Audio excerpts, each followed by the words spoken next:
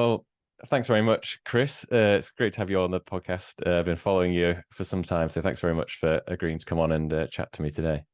Yeah, it's great to be here. I enjoyed meeting you on the last call we had about livestock, about cattle. It was really interesting to meet you on that call, and yeah, it's really nice to be here today.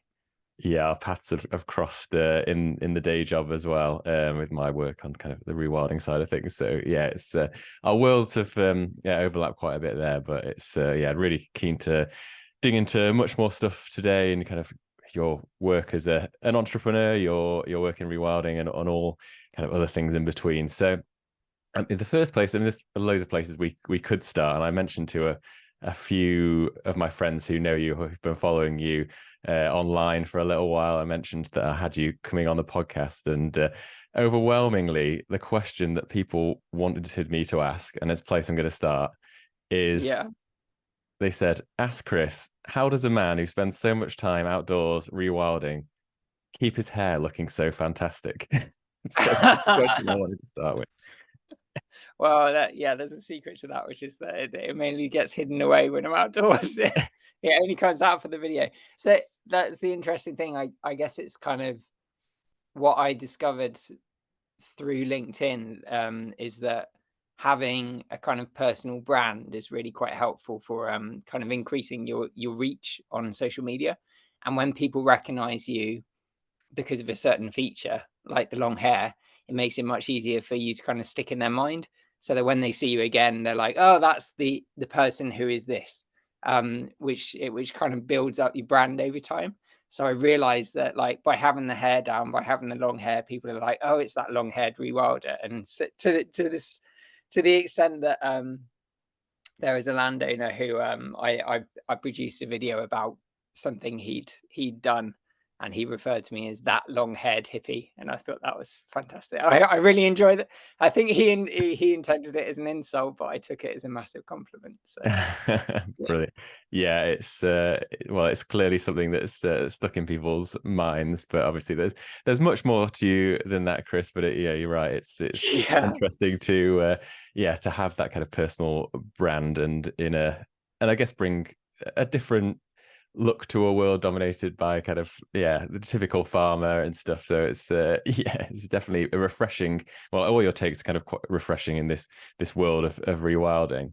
And yeah, I've been following your journey for a while, as I said, on LinkedIn and the work you've been doing, and kind of started following you a similar time to when you decided to remortgage your house and buy some land in Somerset, and we'll come on yeah, to that shortly. But I actually wanted to start a little bit before that, if that's okay, a little bit more of the yeah, dig a bit more into the origin story of you. And as I was yeah. doing some research, kind of came across your work prior to your latest ventures in rewilding in TV, and it seems like you spent quite a lot of time in cold climates before you moved on to this. So yeah, I was wondering Yeah. if you could kind of talk a little bit about that work that you did and how maybe that led to this cementing this love for nature and this passion for rewilding that you've clearly got now.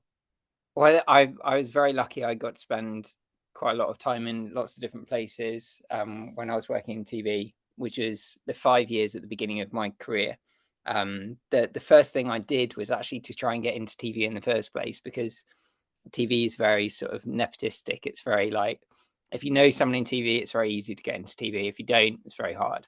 And I ended up bumping into someone through a contact when I was at Bristol University, who was a producer at the BBC, and they were like, "Look, if you want to get into TV, you have to do something which, and you don't have a kind of relative, you have to do something which no one else has done, to demonstrate that you have the kind of get up and go, you have the kind of like initiative, and you have the kind of passion to actually get in and stand out ahead of the crowd, because there's so many people who want to work in it. So his kind of suggestion to me was, he said, well, there's this place in Alaska where there's polar bears which are just roaming around the streets, and maybe you could go out and have a look out there and see what you could film, and then come back and show it to people. So I being how old was I? 20, 21, 21. being 21, but a very naive 21-year-old, I thought, what a great idea. What a fantastic idea. I'll just head out there and just take some footage of polar bears. So I went out there and I managed to get a job at there's a hotel out in this tiny little village in the Arctic Circle, which is, I think it's 100 miles away from the nearest other settlement. And it's literally like, yeah, you get on a plane to go to Canada, and then you get on a plane to go to the middle of Alaska, and then you got on another plane to get to this little village. And actually, we Wow. couldn't land in this little village because the runway was flooded. So we had to go on to another little village, get in a smaller plane, and then get in that plane, and then get onto this tiny little bit of runway which wasn't flooded. So I ended up, yeah, it was in this like literally like one horse town in the middle of Alaska, which was amazing. And I spent 3 months there right at the beginning of my career, and it was a real crash course in like, filmmaking. And I filmed things terribly. I didn't understand how to do it. I would film things for like 5 seconds at a time. So when I got back home, I was like, I can't edit this. All the clips are way too short. It was filmed really nicely because I had a background in photography, but all of it was way Mm. too short, so it wasn't usable. But I learned a lot in in terms of like the technique of filmmaking and how to work out in the field, and like kind of resilience as well. Because when you're, it was minus 25 degrees C when I left, and I'd been out in that, and I I I learned a lot in terms of working with people as well, because I was working in the hotel and I was digging ditches and I was cooking in the kitchens, and I was helping out the plumber and working in the garage, and I was doing whatever they wanted me to do. So it really taught me a kind of grit, which I think is the main thing I got from that. So yeah, that was my first experience of work, and well, real work. And it I think it set me up well for the rest of my career, really. Yeah, it's you look back on where you are, I guess, in your career, and then those steps and the things that you picked up, and maybe it's not obvious at the time where those things, Yeah. you come out of university or whatever with a real defined idea of what you might want to do, or what a path to a certain career looks like, and then you look back Yeah. and go, well, that I never could have predicted that, or the skills that I No. picked up there. No, I mean, it's not necessarily something I would recommend to people to do themselves. It was terrifying, like being out there with polar bears. And there was one occasion where I was out on a sandbank with, it was me and this guy from the village who I paid a bit of money to for his sort of petrol costs so that he could get me out in his boat onto this sandbank. And it was me and him and like another photographer. And I was always told, whatever you do, you don't get further than a third of the way from your vehicle or your boat to the bears, because Mm, if you get more than, because they can run twice as fast as you. So if you get more than a third of the distance from yourself, from the vehicle, from your means of escape to the bears, then you're in trouble. mm. And we were maybe half, maybe two-thirds of the way from our vehicle, from our boat to the bears. And we were taking these pictures and going, isn't it fantastic? They look amazing. And we were like, it doesn't matter because they're just lying down, they're asleep. And then one of these huge bears, they're like literally like the length of a mini, um, just suddenly like lumbered up and like put its nose up into the air and then turned to us. And we just like, we were just like, crushing ourselves. We are like, oh my God, what are we gonna do? And the other advice they give you is like, the only way you can escape a polar bear is by running faster than the person next to you. Right, gosh. Because there's nothing you can do. Like Yeah. once they get you, they get you. And Mm. they're one of these few predators which will actually take out humans. So it gives you a certain healthy respect for the sort of predator prey relationship. And it was an interesting several 100-meter walk back to the boat. We couldn't look backwards because if you look back towards the bear, they see it as a challenge and Right. they'll run at you. So we just had to walk towards the boat really slowly, because if you run, they think that you're running away from them and they'll run. So we were just walking really slowly back towards the boat, going like, oh my God, what's going to happen? What's going to happen? And like the last few meters before we get to the boat, I like turned around and looked, and the bear must have been like 5 meters behind us. And I was just praying. I was just praying. We like leapt onto the boat, And the guy luckily had an electric motor. He didn't have one of these things where you had to pull it, you know, to get the engine started. Luckily, he had an electric motor. So he like gunned the engine and shot back off. And the polar bear like tried to jump up on the front of the boat just as we left, but like it just missed. So Wow. yeah, It's like something very straight out of a nearly, film set.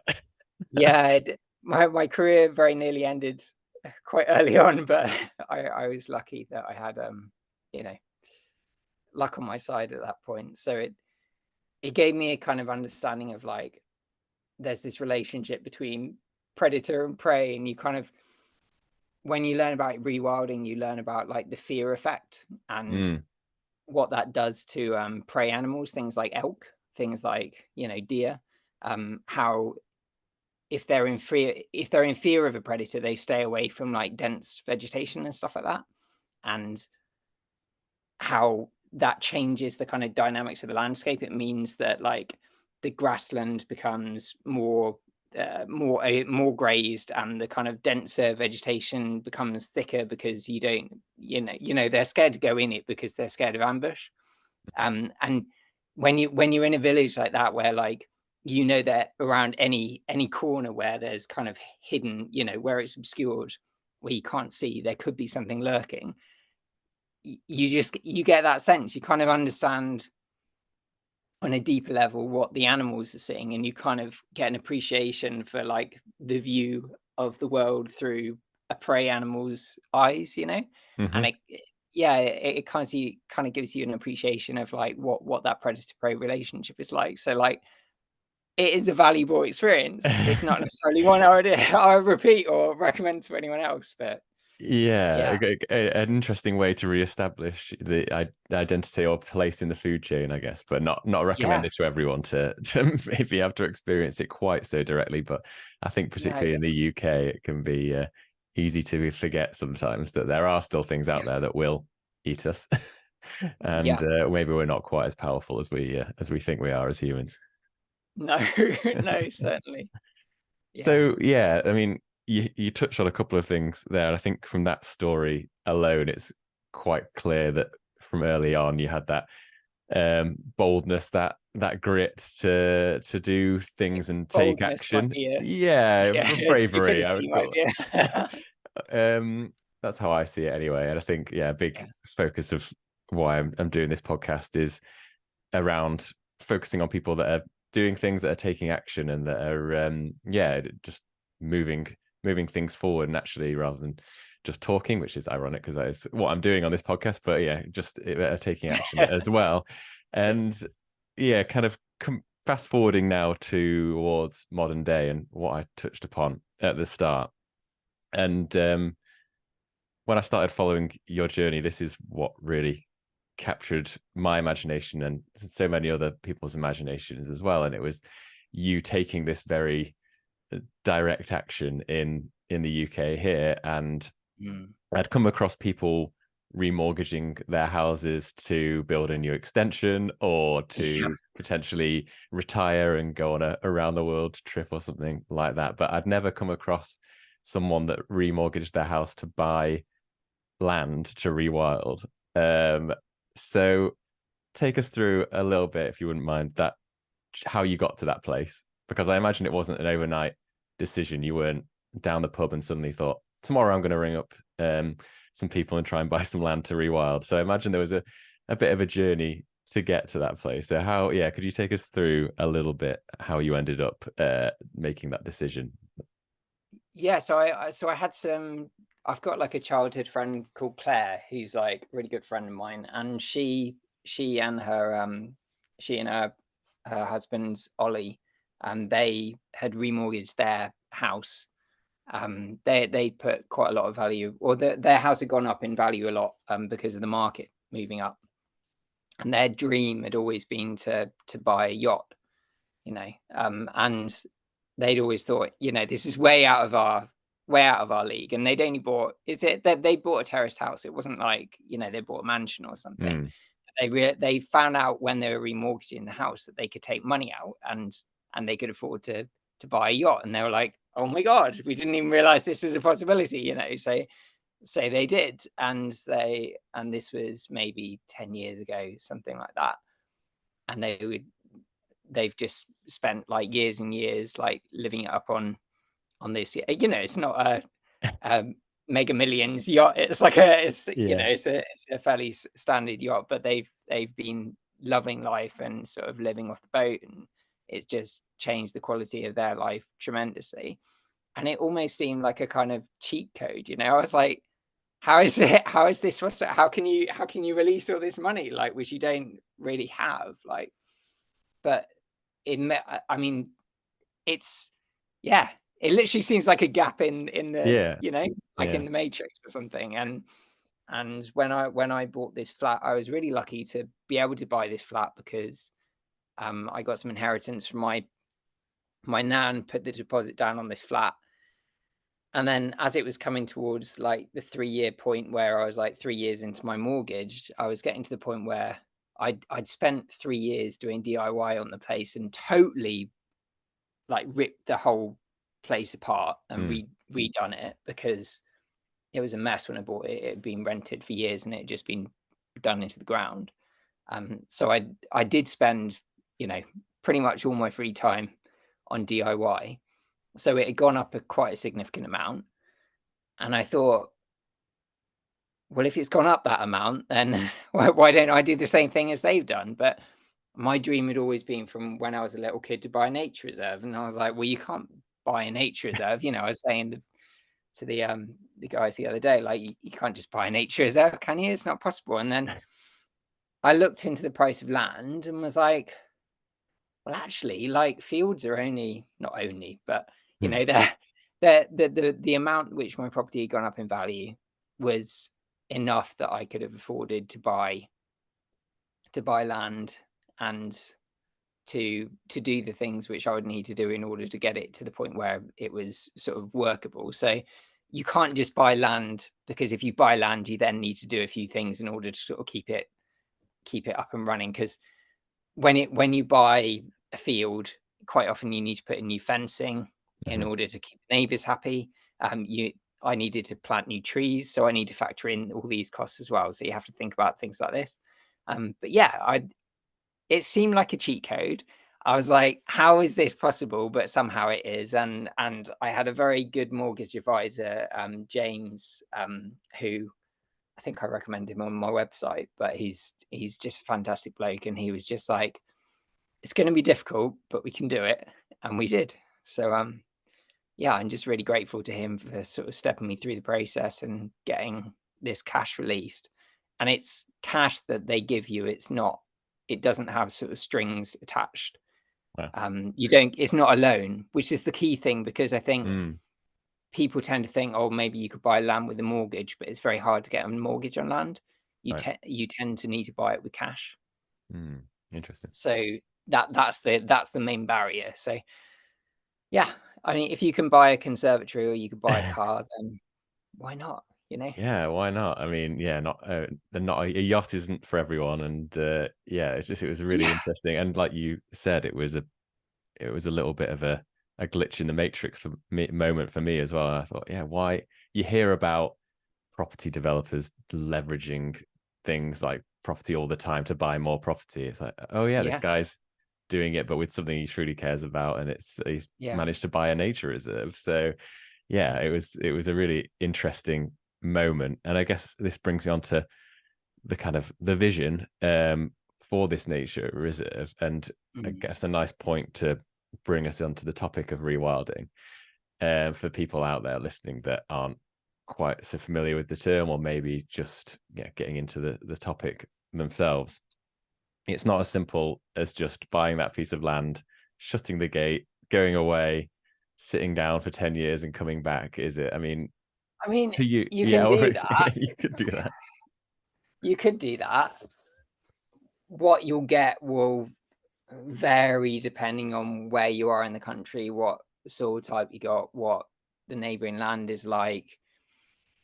Um, you're likely to get better results if you put the work in at the beginning. Like I have this quote which I tend to come back to all the time, just because it's such a useful way of explaining rewilding, which is it's from Alistair, who he's the director of Rewilding Britain, Mm. and he says rewilding is a marathon with a sprint start. You put in all the work at the beginning, and then you slowly kind of step away and let natural processes take over. So it's about, a lot of our land in the UK is really degraded. It's got loads of nutrients in it. It's been flattened. It's been overgrazed. It's been drained. Uh, it's basically being sort of pummeled into doing exactly what we need it to for agriculture, which might be really useful, because it might be that, you know, we need arable productivity in the country because we need to feed ourselves. We need pasture to some extent because we need to feed ourselves with, you know, dairy products, and you know, a lot of people eat meat. But maybe there's some pasture which is starting to be freed up because people are shifting to a more plant-based diet. And there's certainly dairy farms which are becoming less profitable and therefore kind of freeing up land that way.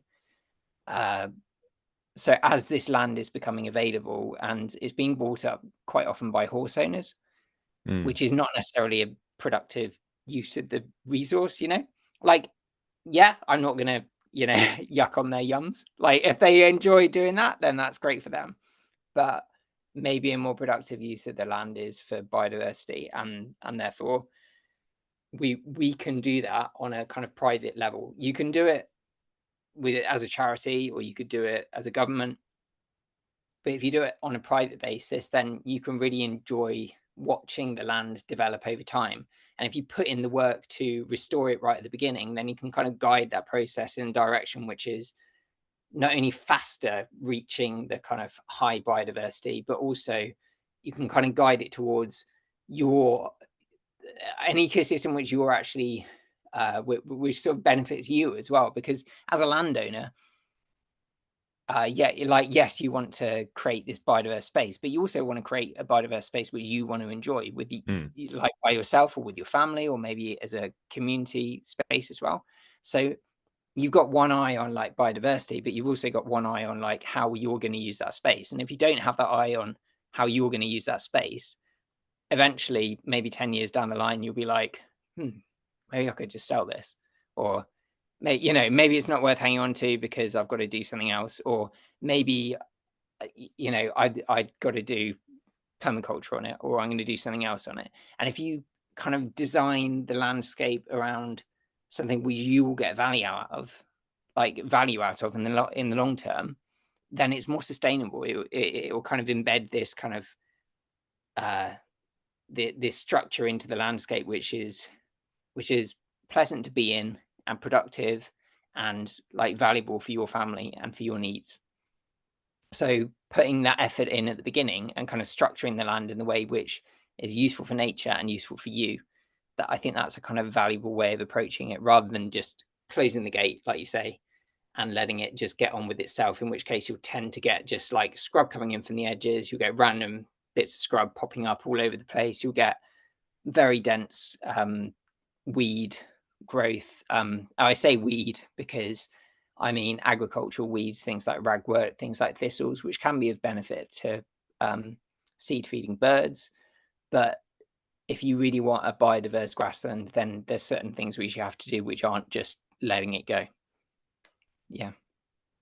It feels like rewilding has become an interesting term that seems to have gone in a lot of different directions and means a lot to different people, to the point where it's even suggested to not use it in some circles, or to use it with caution. It sounds like you've got a bigger picture idea of what rewilding should mean when you talk about thinking long term, cross generations, when you think about community and engagement and things like that. Kind of, how has your thinking on rewilding evolved, maybe since you've bought this piece of land and you've been working, actually doing the work on the project? I imagine there's been lessons learned, and yeah, your opinions have probably changed a little bit. Yeah, I mean, some of the stuff I'm doing is rewilding and some of it isn't. Some of the stuff is like permaculture, some of it's regenerative agriculture. There's a lot of different things which you can do in land management. Rewilding tends to be a system, like if you can define rewilding, rewilding is an approach to land management where you are letting natural processes take over in the long run. It's difficult for us to do that in England because we're missing a lot of the like the wild herbivores, the carnivores, which would have regulated with the system, which would have kind of provided those ecosystem services, like maintained healthy woodlands, like maintained healthy grasslands. So because we're missing those species, we can kind of come in and replicate what they're doing. We can come in and fell some trees. We can come in and like manage the scrub and coppice trees, and you know, we can do what they used to do and get products out of it as well, because we can produce timber, we can produce coppice products, we can produce like fruit products, there's lots of different things you can get out of land through managing it in a way which is positive for biodiversity. And I'm almost like, is it rewilding?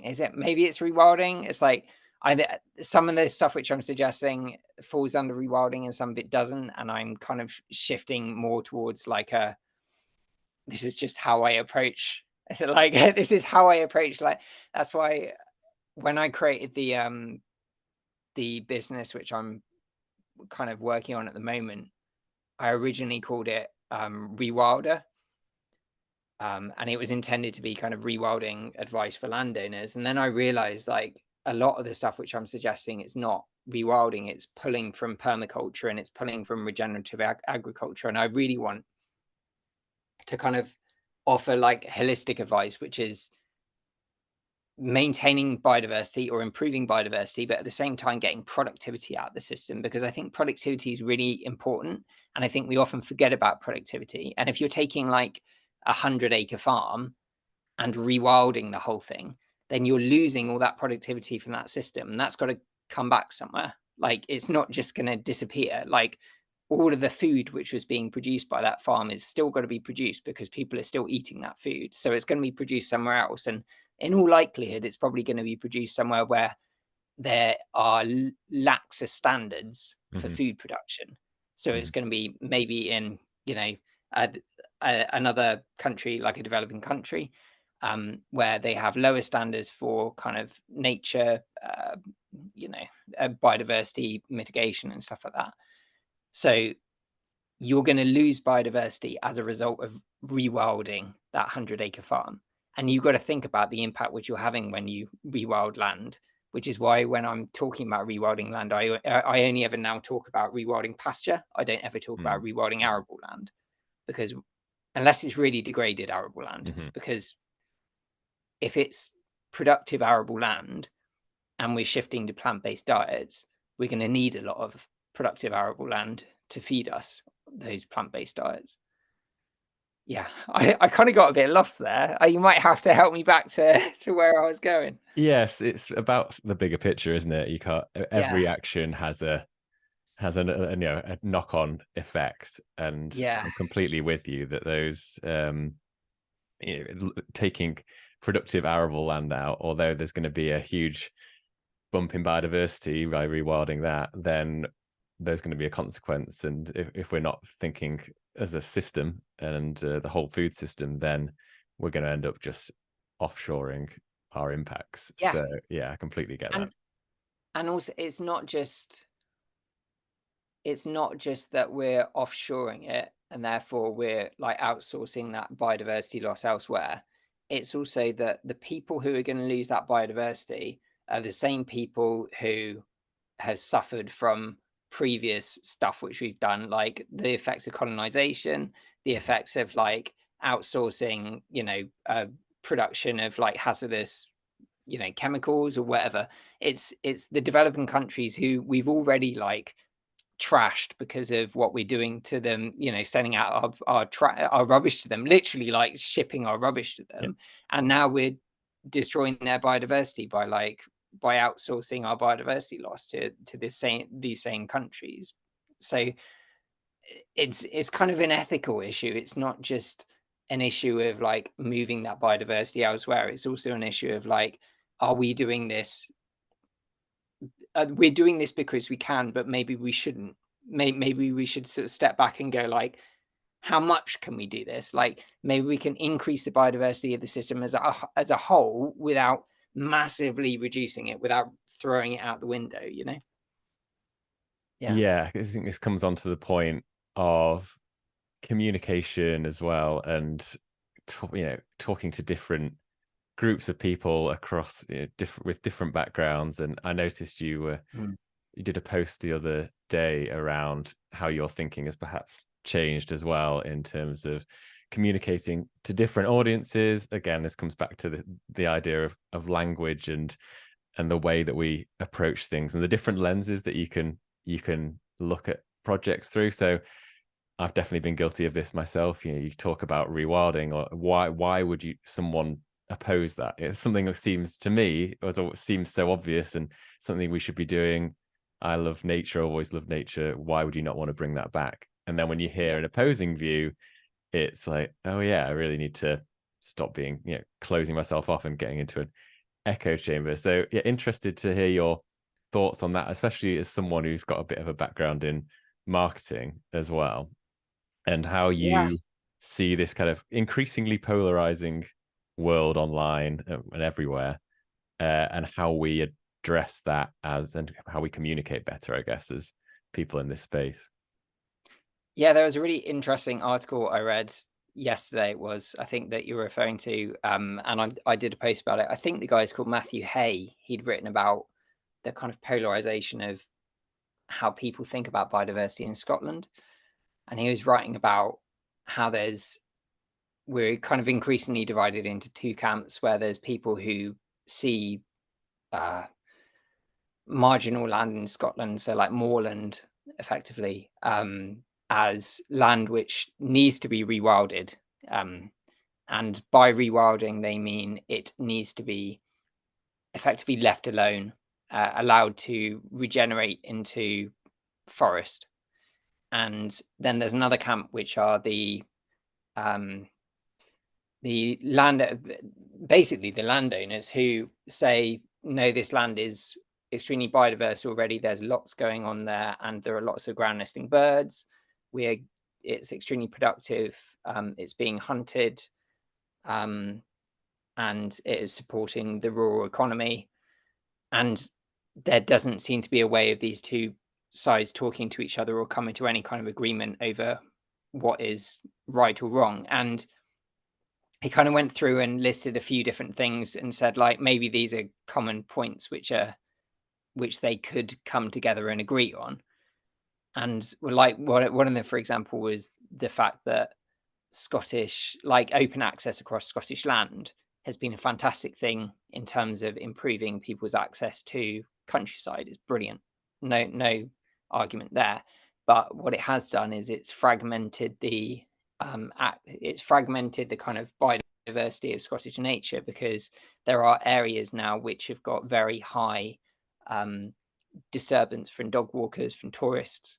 And these areas, for example, there's areas like with the Cape Cayley, where it's the population of the Cap Cayley, probably, where it's been declining significantly because of disturbance from dog walkers. And there's other, species which are in decline for the same sort of reason.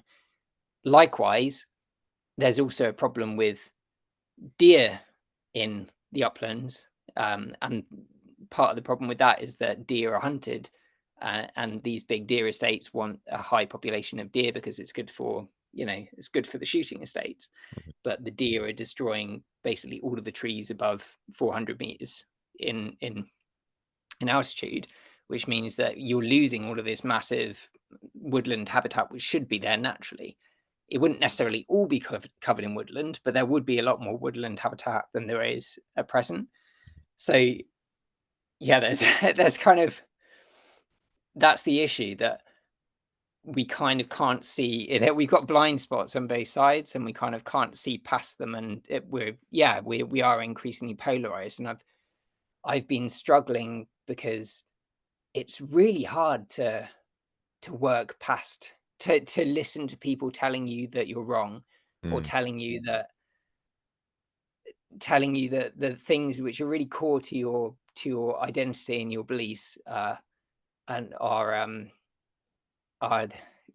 not necessarily not right, but there's evidence that shows that, there are other things which are also true. For example, I was talking yesterday about the livestock and how we often say that livestock are really bad because they eat loads of grain, and this is grain which is intended for, they come onto this land, they eat all of our sorry, I'll start that bit again. Yeah. So we often say that, so for example, we often say that like livestock are really bad because they just eat loads of grain, and this is grain which could be eaten by humans. But in fact, livestock also eat lots of cereal byproducts. They eat things like stalks of cereal crops, and they eat silage, which is like pickled grass, and they eat hay, which is like, dried grass, and they eat live grass. And these are all things which humans can't eat, and they come from like a productive grassland ecosystem. And that productive grassland ecosystem could potentially be biodiverse if it's managed correctly. And fact is, in most cases, it's not managed correctly, and it's modified grassland, and it's got very low biodiversity. But potentially, it could be biodiverse. Even if it's not, it is productive, and it is producing a product, and that product is dairy, or that product is meat. And when we say that this land is not producing at high efficiency, we're kind of neglecting the fact that the same land which is being used for pasture at the moment couldn't be used for arable. This grassland couldn't be used for arable just because it's not suitable. Like I had a conversation with the farmer who's my neighbor the other day, and I was saying, why is it that you graze cattle on your land and don't use it for arable? And he said the soil is just too claggy. It's so rich in, like, the clay is so thick that if I tried plowing this land, it would just form a really hard pan, and there would be no way of like drilling it. You couldn't get seeds into it, and the seeds would just, it'd have water just sitting on the surface. So it would be really low value for crops. So there's no way of growing crops on this land. You have to graze it with cows. If there wasn't cows on it, it wouldn't be like productive land in the sense of like agricultural productivity. So like there is a distinction there where like people, myself included, have said in the past, hang on a second, we've got all this pasture, all this land which is being used for livestock. Why don't we put arable on there instead? Like you can't just switch, you can't just switch these systems across. And in fact, my master's thesis was done on, I did like a master's in biotechnology, and the master's thesis was done on like whether or not we could grow crops from arable on pasture. Like part of the thesis was on that, and I was like surprised to find out that you can't just switch the systems across. And quite a lot of this land is like, it's very sloping, therefore it's not very suitable for growing crops on, or it's, the soil quality isn't good enough, or there's just, and the farmer was saying like it's very productive soil, it's got lots of nutrients in it, it's just really not suitable for growing crops.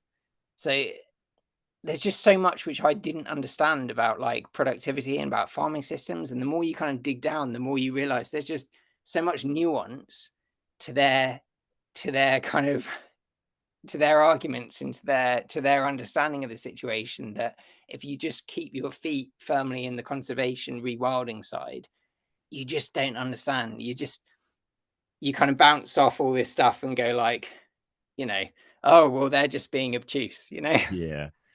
And I think this is where you've hit on something with your taking action and buying a piece of land and doing the work. Is suddenly those conversations turn from being, here's my opinion, here's what I've read, or here's what my community is saying, and I'm going to tell you to change your ways or whatever. Suddenly it's a different conversation, right? You're going, oh, I tried this, maybe this isn't as easy as it looks, or oh, and now I'm talking to the farmer over the fence and sharing stories around how difficult it is to produce a certain crop or whatever it might be. So did you have that, did you know that when you started out on this journey, and how important do you think it is that we just start taking action, even if it's just small bits of action, but particularly in the conservation sector, or the rewilding movement, actually doing stuff and showing what can be done and learning lessons rather than just talking and complaining about how things should change.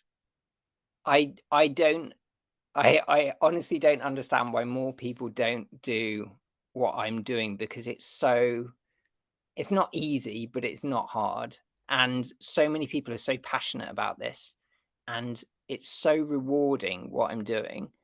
Like I was out on the land, when was it? I was out on the land on Sunday I was out on the land on Sunday, and I was standing there with my neighbors who manage their goats, and I had a really long conversation with them about the goats and about how they manage it. And me, like, all the while through this really interesting conversation about their goats, these huge flocks of starlings and winter thrushes were just like wheeling around us, and like I'm talking hundreds and hundreds of birds just wheeling around us like enormous flocks and just landing in the bushes. And like after that I walked up my field, and everywhere I went there were just these these little flocks just erupting from every bush wherever you went. And it's just, I I can't understand why anyone wouldn't want to do it. When you experience it in person, it's just so magical. It's so kind of transporting. It's so kind of, I that it's such a and it is such a kind of valuable thing to do, to create these tiny little patches of biodiversity across the Hmm. landscape, which are effectively like little stepping stones and little refuges to to which act to kind of counteract some of the more harmful stuff which is going on out there.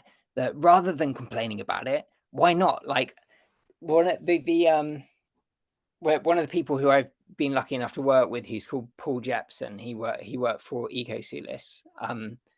One of the things which he's like a sort of rewilding academic, and one of the things which he says is that positive action is one of the main founding principles of rewilding. And Mm. that's what really inspires me about it, because it's not about sitting back and going, oh, isn't everything terrible? It's about going, look, there are things which are really bad. What can we specifically do to address each one of them? Yeah. And then going, okay, tick, tick, tick, tick, right, and enjoying it, you know, Hmm. and going out there and making the most of it, rolling your sleeves up and just getting on with it, not sitting there on social media and going, oh, isn't everything awful? But going, look, these are the bad things. These are the specific things we can do to mitigate them. We don't know what we can do about this yet. Let's go and try it. Let's go and experiment. Let's go and find out what works and what doesn't work. Yeah. Yeah. I mean, you've nailed it there. I think with these environmental issues that seem, there's the nature crisis, there's the climate crisis. They seem like they Yeah. are huge, huge problems that we're facing and that we have to tackle. And I completely Yeah. understand that for the majority of people, they look at a problem like that and it looks like Mount Everest, right? You can't, Yeah. how are we ever going to achieve this? How are we ever going to do that? And obviously governments and big corporations need to do their part in tackling Yeah. things at a Yeah. bigger scale. I mean, as COP just showed us, it was a bit of a disappointment again in terms of It always is. governments. Yeah. Every year, I don't know why anyone goes into COP thinking, "Oh, this year's gonna be great," Number because I'm 28, always like, 28 is just a charm. yeah. But Yeah. yeah. um yeah, I won't get talking too much about that, but it was a case that if we wait for, although we do need more action and we should keep pushing, if we wait for that Yes. big action, that silver bullet, it's not going to come. And what we can do as individuals is just keep chipping away at the problem, and it's that ripple effect, isn't it? Like it may Yeah. feel small, an action may feel small, but it's the conversation you have, the photo that you put on Instagram of your Yeah. garden that you've let go a bit wild, or a pond you Yeah. put in or something like that. And as soon as you start chipping away at those things, like with anything in life, it's Mm, you're going to look back and think, wow, we piece all those things together. It's the mm. stepping stone idea from a rewilding point of view can also apply to how we take action in other things as well. And I would say that I I have I have seen progress, and I do see progress.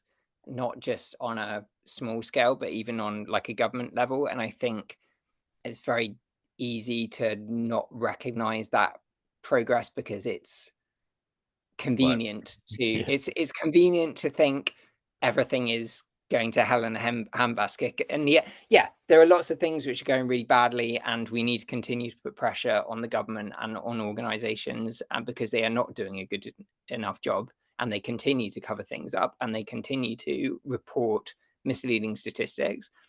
But there are things which are changing, and we should acknowledge them when they do change, because if we don't acknowledge them when they do change, and if we don't kind of hold them up as good examples when they do change, then they won't get the kind of support, and they won't, the politicians who have actually pushed these positive things forward won't feel like they've been acknowledged, and won't feel like it's worth the effort which they've gone to push these things forward. So one of those is biodiversity net gain, which is this initiative, which means that every development which is happening in England needs to deliver 10% more biodiversity than when they started the project. So like a building project, which is like a new housing development, needs to end with 10% more biodiversity as measured in like biodiversity units than when they started. And you might think that's kind of a nebulous, like, what the hell is a biodiversity unit?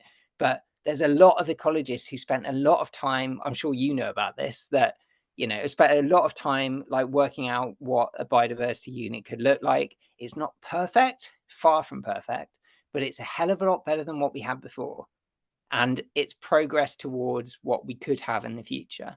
And it's come from a system where we were having every development making really negative impact on the ecosystem. So at least we're making some kind of progress towards a future where we might have like, beneficial impacts of developments in the future, at some time in the future. And the one thing which it has also done is it's created this market for biodiversity, which is incentivize landowners to go out and create patches of land which are invested in for the sheer purpose of creating biodiversity.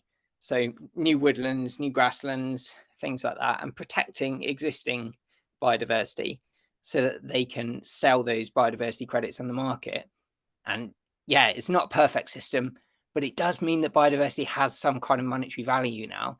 And some people don't like biodiversity having a monetary value because they're like, well, that just erodes the very concept of biodiversity, of like, the kind of inherent value in nature. But everything humans like has some kind of monetary value. We put a monetary value on love because we pay for, dating apps. Like we put a monetary value.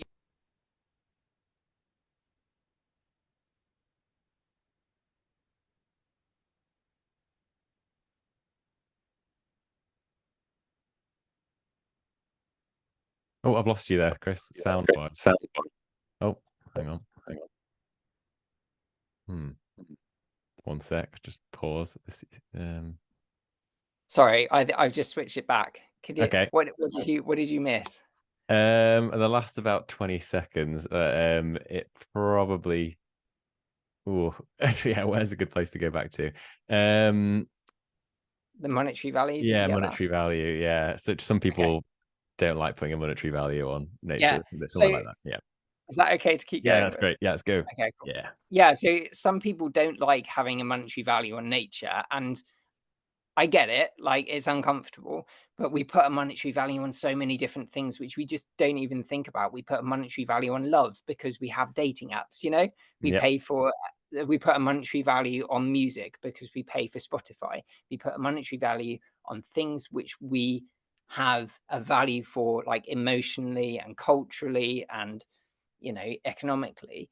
Like that is the point of our economy, is to put value on things. And if we don't give nature a value, then it doesn't get value, it doesn't get investment into it. And you need investment into it to protect it, to buy up the land, to put in the management, to preserve it for the future. So there needs to be some kind of monetary value assigned to it, because if there isn't, then you just you're not getting protection. The RSPB is basically assigning a monetary value to our conservation because people are paying a monthly membership to it. So it's it's a good thing that biodiversity net gain is happening because it is progress towards a future. It might be a kind of dystopian future in a lot of people's eyes, but at least it's a future where we're going to have more nature and not less nature. Yeah, agreed. And it's filtering out into wider corporate accounting now as well, which is, yeah, coming back to this. If we don't put a value on nature and the services that nature providing, and you kind of cringe at some of these terms, but these are the terms that finances and the people with the money at the Yeah. end of the day understand. If you tell them that there's a risk to their business, as in, again, coming back to things that feel so obvious to people that work in the place. If you have no wildlife, you have no food, you have no Yeah. nature. Yeah. It seems so obvious, but it's really not, and it comes back to shifting baselines and a disconnect. There's a bigger picture here, I really believe, in terms of a disconnect with nature, but that's where we're at. And until you start framing things like the monetary value that pollinators provide to the agricultural industry, or the Mhm. monetary value that certain mammals even provide to shaping ecosystems and what that means for certain companies. And sometimes those links are really not obvious as well. And we're Yeah. starting on this journey now, and we've got a lot of work to do, I think, in connecting those dots back up for some of these corporations with huge global supply chains now have completely lost that connection. And it's amazing to Yeah. me, and this is stuff I work on in my day job, is how disconnected those supply chains have become. And a company that maybe UK based that produces pharmaceuticals or shampoos, something so everyday as that link back to where those products actually originated or where those impacts are has been lost. And it's a bigger picture, I guess, in terms of that bringing back that connectivity. And we have to use money. It's the thing that talks and the thing that connects, that makes people sit up and listen, I guess. Yeah. And we've done it with carbon, like not very well No, not because we're well, still, but you know, but we've worked out a way of quantifying carbon fairly effectively now. Um, we just haven't worked out a way of offsetting it yeah. very effectively. But it can be done. So I think it is positive that we are making progress towards a future where nature has value in the eyes of the economy. And to me that's progress, and to me that's the kind of answer to people who say there's no progress, nothing is happening. And I say, well, yes, there is. There's things which are happening. There's PNG. There's things like the Elm scheme, which admittedly seems like it's been watered Mm, down from what it initially was going to be. But there's a lot of good things in that scheme still, in terms of like giving money for cover crops so that we're not having fields sitting bare over winter, just eroding the soil away and like releasing loads of emissions. And where farmers are actually being incentivized to plant cover crops so that their soils are protected. And it seems like an obvious thing for farmers to do, but if farmers are not paid to do it, then where's their money going to come from to do it? Like, people think farmers willfully neglect their land. Farmers do not willfully neglect their land. Farmers do what they are paid to do because their boss is effectively the government. And the money which they get paid in a lot of circumstances comes in the majority from subsidies. So the way which they manage their land is in alignment with those subsidies. And if the government subsidizes them to manage their land in a way which is bad for nature, then they will manage their land in a way which is bad for nature, and they will push back on it.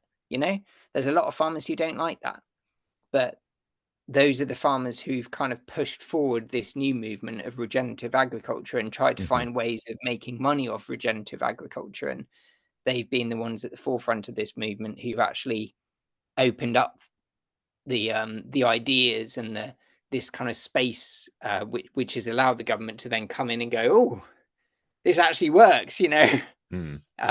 We can actually pay farmers to do these things, and it will secure the long-term future of our productivity, rather than paying them to just constantly degrade the land and degrade the land. So there is, you know, there are a lot of schemes like that now which are coming into play in the next few years, which should improve not just the productivity of the land, but also the biodiversity of the land, and secure the kind of future food system of the country. Which, like, the fact that all those things can be done within one system, that's isn't that kind of bonkers, Yeah. right? Yeah. You Yeah. know, Yeah. that Yeah. you can Yeah. improve biodiversity and productivity at the same time. And it feels too good to be true when you start talking about win-wins gets used too often, and often Yeah, in the wrong context, doesn't it? But when there's genuine win-wins, it's like, why are we not? Why are we not doing this? Why are we not doing this now? Yeah. yeah, yeah. But it's good that these things are being done, and it's sort of positive to see these signs that things are changing. Yeah, Yeah. I mean, I'm a big believer, as I said before, in putting that price on things, and valuing stuff and measuring stuff in a transparent and accurate way. I mean, it taps into the scientist in me, but I guess coming back to well, I mean, interested to get your thoughts on this topic and around the emotional connection with nature, and how that interlinks with that. I mean, what are your feelings around the obvious advantages of monetizing and of unitizing nature are clear, as we just discussed, but I often think with shifting baselines and this idea that our connections with nature have been impacted so much, particularly in places like the UK, where we've in our lifetime have never seen what a truly biodiverse landscape in the UK looks like. That's just the way it is. So, and I remember again you commenting on the sycamore gap tree a little while ago, and I agreed with what you were saying there, but it made me think around how do we balance this financing of nature and the understanding of the economic value of it with people's emotional connection to it. And how do you think we find that balance in the right way without telling people that you don't value that? That's not nature. That's just a, that doesn't have nature value because we put it through this metric. It's that they go, well, but to me that it does. And how do we communicate that in an effective way? It's quite a big question. You may not have an answer to it right now, but it's something that's on my mind quite a lot at the moment. I guess it comes back to, I guess what you're effectively saying is about native species. Um, uh, Yeah, and I mean, the difference between measured impact of biodiversity. So if it's like you say, a native species, and what that yeah, means in terms of it brings food source for other native species, and suddenly you've got this ecosystem. Is it a case that we need to communicate that in a better way and the benefits of that, and make people imagine, rather than telling them, no, nature isn't a park with cut grass where you go and let your dog run all over it, or it isn't that non-native tree. Yeah, how do we balance that? Because it feels dangerous to dismiss things too quickly. Is it just a communication thing? yeah, I think it is. I think that's where, you know, I think that's where good science communication comes in, and it's about I mean, the thing with like native species is that when you plant native species, you get more. You tend to get more biodiversity, and just let's talk about gardens, because it's easier to Mm, kind of crystallize it if you're talking about one, one domain. So if you're just talking about gardens, you can plant tons of different species in your garden, and they could all be introduced species. And you might have a garden which has got loads of pollinators in, and that's fantastic. You know, that's brilliant. Why not? Those pollinators might not be getting as much value out of the plants because they're not specifically adapted um, to suck the nectar from these specific plants. So it might take them longer to get them, but it might be that they get more nectar out of them. It might be that they, there's certain plants which might provide more benefits than our native plants, perhaps. Um, in general, though, native plants will provide more value to our native wildlife than non-native ones. So when you start planting native plants, you will start seeing a difference in the amount and the type of species which are coming into your garden. And I've seen that at home. Like I see the kinds of wildlife, like it's just even in like the invertebrate life, like the little Mm. beetles and the little, you know, little mini wasps and things like that. You just get much more interesting stuff coming into your garden when you start planting native species than you do when you plant showy plants from other countries, which we've gone out as colonists and gone, oh, we'll have that, please, and brought it Japanese back here and knotweed gone, or something. Yeah. yeah, yeah, like brought it back here. Or not even Japanese No, no, knotweed, that was a things bad like, example. I don't know, like a geranium or something, Yeah. and just like stuck it in the garden and gone like, oh, that's, or, a marigold or whatever. Like Yeah. it's, you will see benefits as someone who is keen on nature, but if you're not keen on nature, then maybe you don't see those benefits, and maybe you just see lots of bees in your garden. Maybe that's good enough for you. Like, you know what? I'm not gonna. Yeah, I said it before. I said it again. I'm not gonna yuck in your yums. Like, if that's the kind of pleasure you get out of your garden, that's the kind of pleasure you get out of your garden. That's your personal space. What would concern me is if nature reserves started getting treated like that, but I don't think Mm. that's a concern. I think the targets which are set for nature reserves are very specifically oriented around biodiversity, and those are very set in stone. They're very like, this habitat needs to deliver these specific plant species, and it needs to be, it's measured. The kind of productivity of an ecosystem is measured based on how many of our native species are present there. So I don't think that's really a concern for like nature reserves and stuff. It's more of a concern in gardens. And in Hmm. gardens don't actually make up a huge proportion of the UK, much as we like to think that they do. Hmm. They actually don't. Like, it's great if we can plant native species in our gardens because it creates this kind of like patchwork of, nature rich a nature rich mosaic across this kind of suburban area. But it's not the end of the world if it doesn't. And if people are getting pleasure out of being outside in kind of pseudo nature, then that's probably a good thing for their mental health anyway. So I don't see that is a necessarily a bad thing.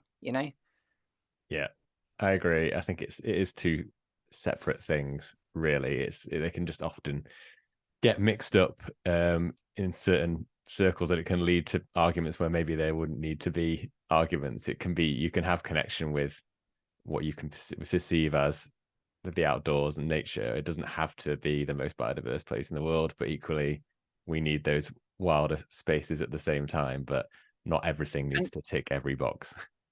And gardens are kind of a gateway drug as well.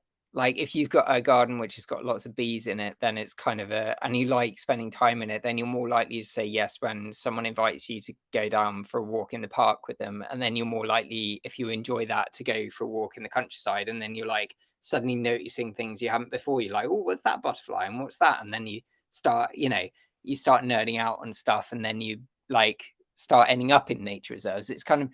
It's just a slippery slope, isn't it? Till you end up like us and you're like, oh, look at that. It's a lesser spotted woodpecker, you know?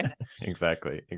Yeah. It's easy to lose that sometimes, and just assume that everyone cares about a very specific type of bee or something. It's Yeah. fine. It's fine. Everyone has their own interpretation, and yeah, I'm still hopeful that measuring things, in a world of fake news and fake statistics and all this, it's like we just need to increase transparency and measurement as well. And I just hope that that is enough in terms of measuring what the impacts of the work that people are doing, and it's not going to get kind of shrouded in mystery. But I'm Yeah, optimistic. I mean, there's some really good work which has been done in like the monitoring space as well. Some really interesting stuff which has been done there with like even with like some stuff I've been listening, like hearing recently in terms of sound monitoring and like Mm, acoustic monitoring, where you can see like sound signatures are different. Like there's a huge movement in the wait, you're probably aware of it, but like there's a huge movement in the UK of people called knockmiggers,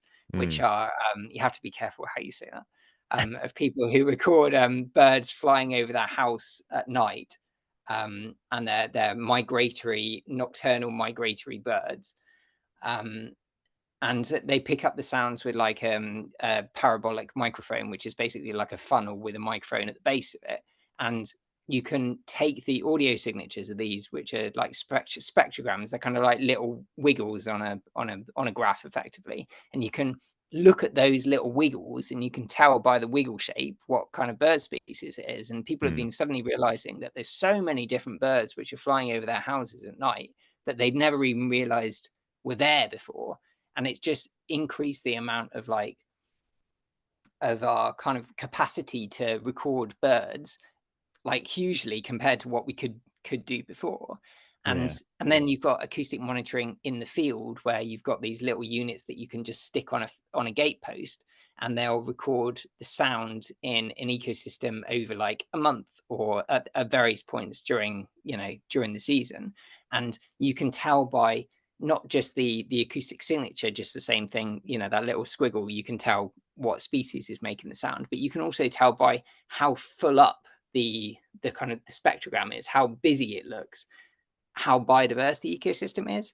So Hmm. if you went into my field right at the beginning of the project and you put one of those acoustic monitors, it would be almost silent. And if you went in 2 years later and stuck the same thing on a fence, it would be so busy because there was just so much more life. There was so many crickets, there was voles, there was birds singing, there was butterflies, little wings flapping. I'm sure it would be picked up. Yes. And it's just a fantastic way. There's just all these different advances happening where you can pick out individual species, but you can also get a sense of the entire biodiversity of a system.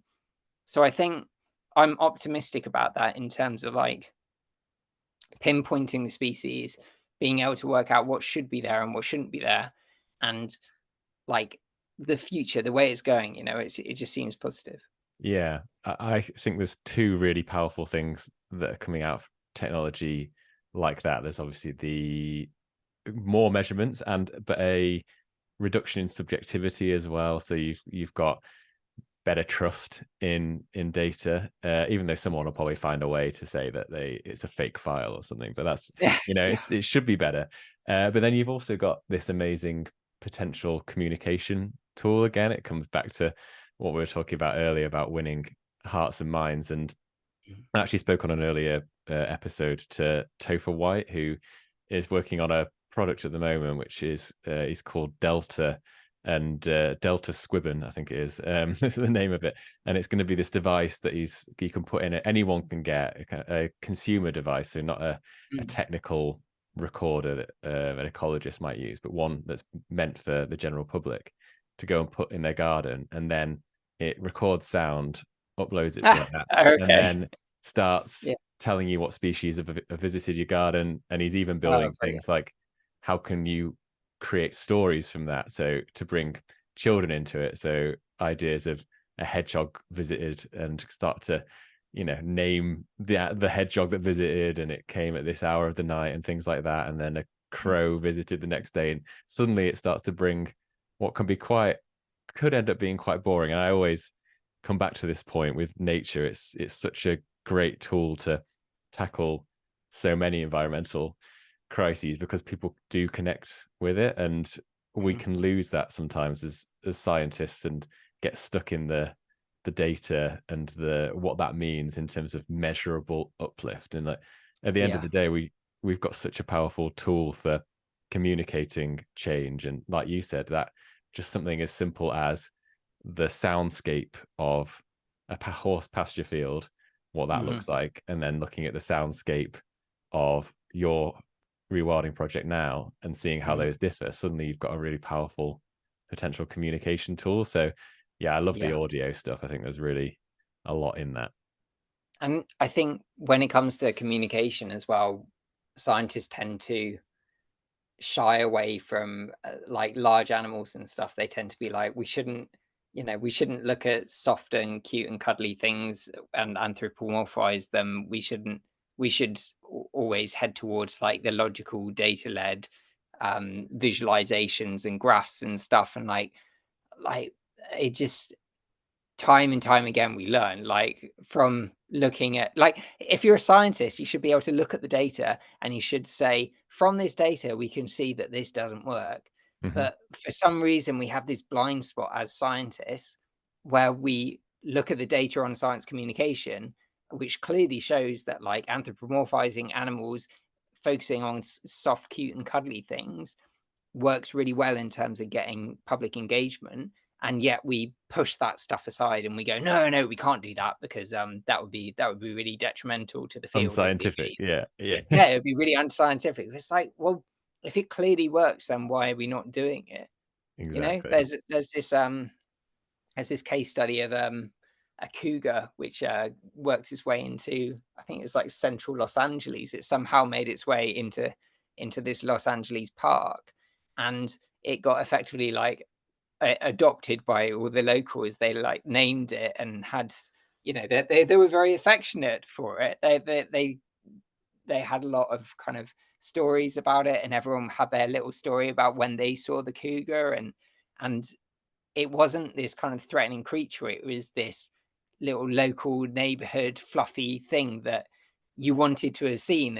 And because they all identified with it really well, the local conservationists were able to kind of lean into that story in order to increase the public kind of engagement with wildlife corridors.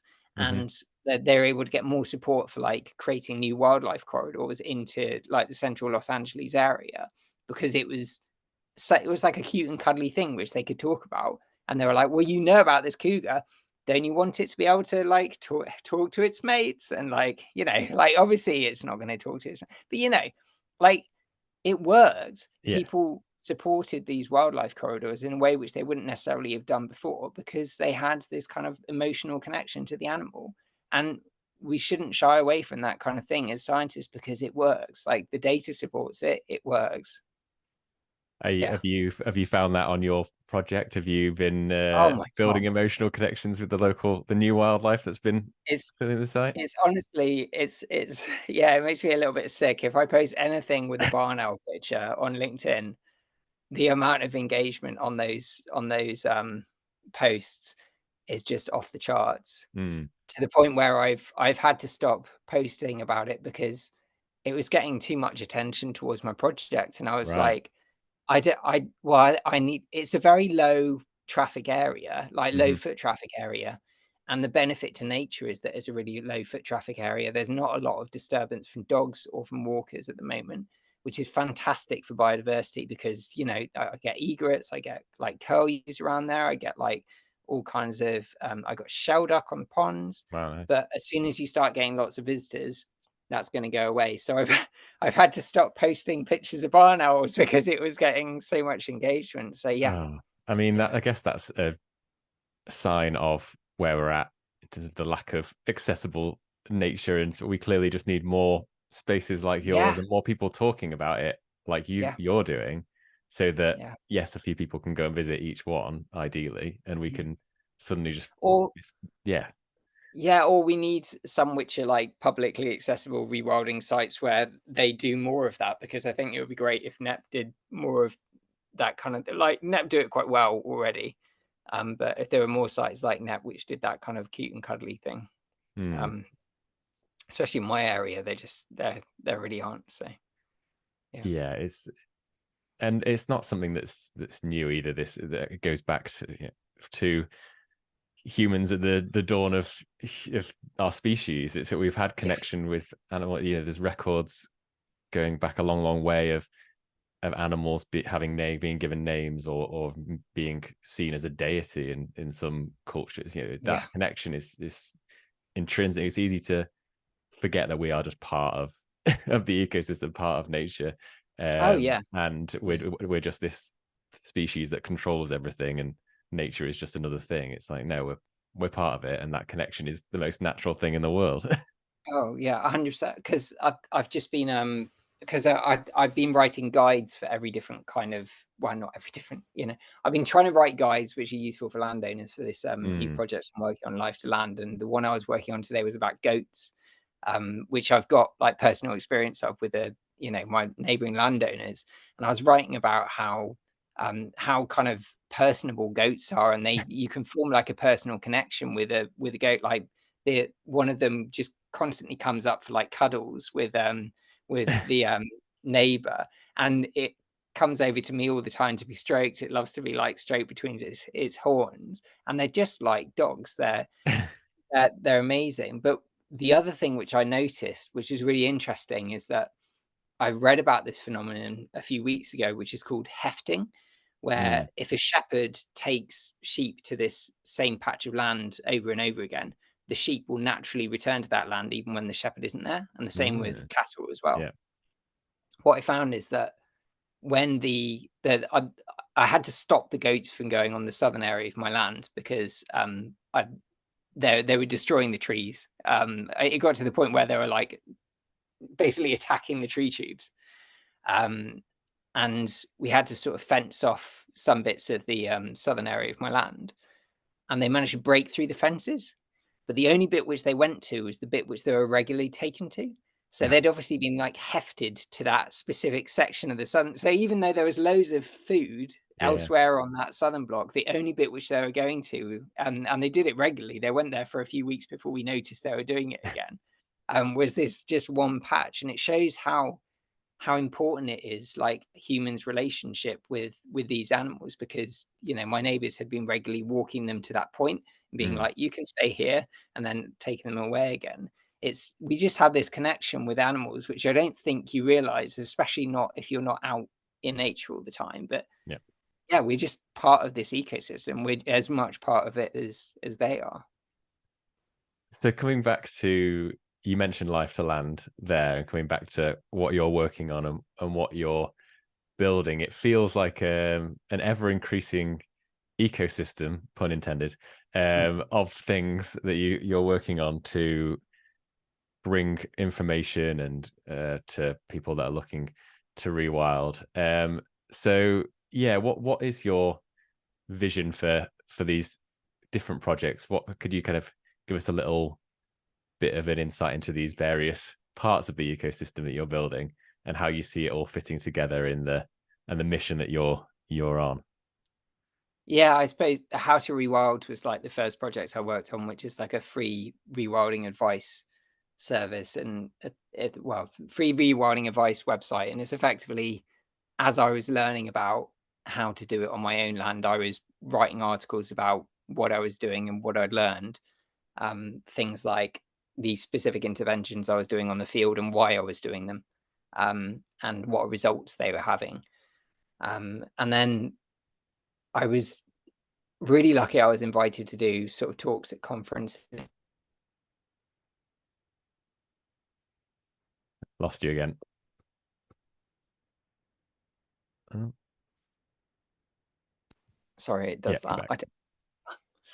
Um, I was really lucky. I was invited to do talks at conferences off the back of How to Rewild, and one of the things that people kept saying was like, "Well, you're talking all the time about how important it is to plant native trees and native plants, but where do I find like a list of native trees and native plants?" And Mm, I was like, "Well, I've never really found a good one. The only place I'd found like a reliable list was on like NBN Atlas, which is like a very nerdy yeah. scientific sort of information where you can like specify a certain quadrat and then be like, oh, I want all of the species which have been recorded in the past 150 years in this specific 4 kilometer section of the UK, and then it spits out all these scientific names, and you're like, then you've got to deal with this massive CSV file. I was like, Sounds fun. that's not what people are looking for, right? Yeah, yeah. They're looking for a There goes simple that list. connection with nature that we were talking about. Yeah. Yeah, exactly. Like Data. that's great for scientists, but it's not great for like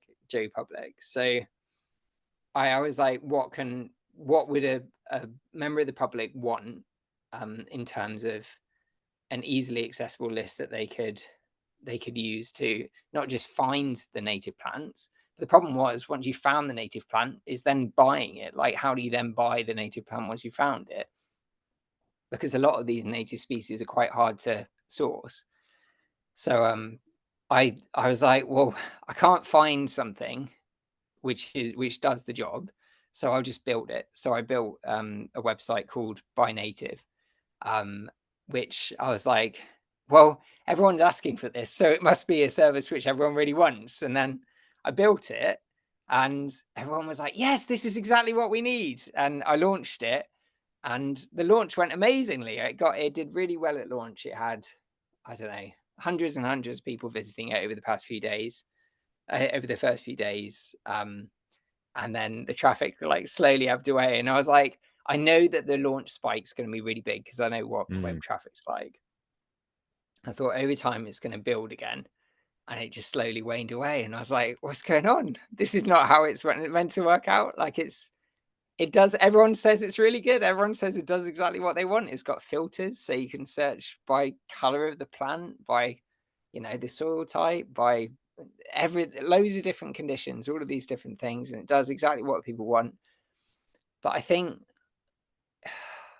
you need to promote these things to people, and I think people don't necessarily know what they want until it's in front of them. Hmm. You know, and with gardening, it's quite a competitive industry, and people aren't really searching for plants online as much as they're going to a garden center, because it's a kind of a it's the kind of experience you like. I enjoy going to a garden center and kind of pottering through the aisles and going like, Yeah. oh, I like that, I like that, I like that. I don't tend to do it that much anymore because I tend to buy native stuff, and you Yeah. can't really buy much native stuff at garden centers.